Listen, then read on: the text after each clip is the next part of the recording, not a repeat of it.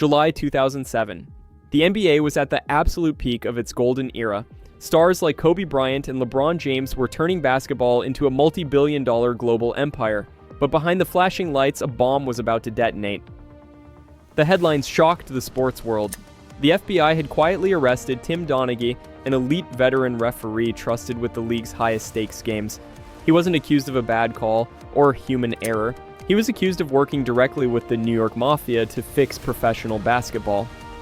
For over a year, organized crime didn't need to bribe players or coaches. They controlled the man with the whistle.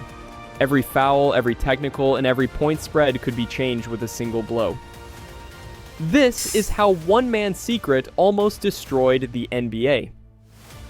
Welcome back to Foul Play HQ. Tim Donaghy was not an outsider. He was NBA royalty. For 13 seasons, he was rated as one of the top officials in the sport. He was precise. He was authoritative. He earned an elite six-figure salary and lived in a luxury home. But Donaghy had a hidden sickness. Behind his respected public image was a man consumed by a massive, out-of-control gambling addiction. It started small, with private card games and country club golf bets. Soon, it moved to illegal sports gambling. And that is when he crossed a line no referee can ever come back from. He started betting on his own league. At first, Donaghy did not actively change the games he refereed. Instead, he used a highly classified insider formula to predict the outcomes. In the NBA, referees travel together, eat together, and talk. Donaghy listened to everything. He knew which referees held deep personal grudges against specific superstar players. He knew which officials hated loudmouthed coaches and would penalize them instantly. By combining these hidden toxic relationships with private injury reports the public did not know about, Donaghy began placing bets through a friend.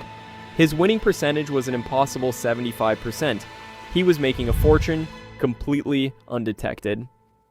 But when you win that much money on sports betting, the criminal underworld notices.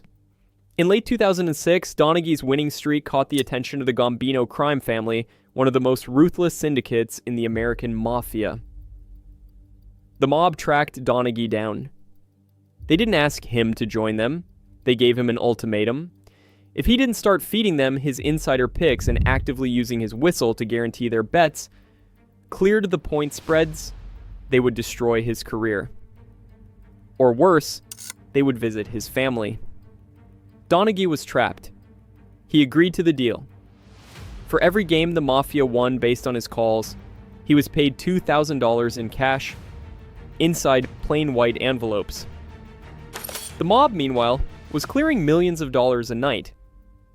To communicate with bookies on the outside, Donaghy used coded signals on live international television, like tugging his left sleeve right before tip-off. The game was no longer a sport, it was a scripted show. The scheme seemed flawless. But the downfall didn't come from the NBA, it came from a federal wiretap. The FBI was conducting a massive investigation into organized crime lines in New York and New Jersey. While listening to intercepted mob phone calls, federal agents heard something bizarre. Low-level mobsters were bragging about having an active insider inside the NBA who was guaranteeing their bets. When the FBI traced the source, the phone lines led straight to Tim Donaghy. A trap was set, and the federal government began tracking every move, every flight, and every bank account of the elite referee. In 2007, the trap snapped shut. Facing decades in prison, Donaghy cooperated with the government. He pled guilty to conspiracy and wire fraud and was sentenced to 15 months in a federal prison. But the damage to the NBA was done. After his release, Donaghy released an explosive book. He claimed he wasn't the only one, and that the NBA itself regularly ordered referees to manipulate game lengths and call fouls to extend playoff series for television advertisement revenue. The league strictly denied the claims, but the shadow of doubt was permanently cast. Tim Donaghy used his whistle to satisfy his debts and feed the Mafia. But what happens when the corruption doesn't hide in the underworld, but sits in the executive offices of the biggest sports clubs on Earth? But this was just the beginning of the conspiracy. Tomorrow, the trap officially snaps shut right here on Foul Play HQ.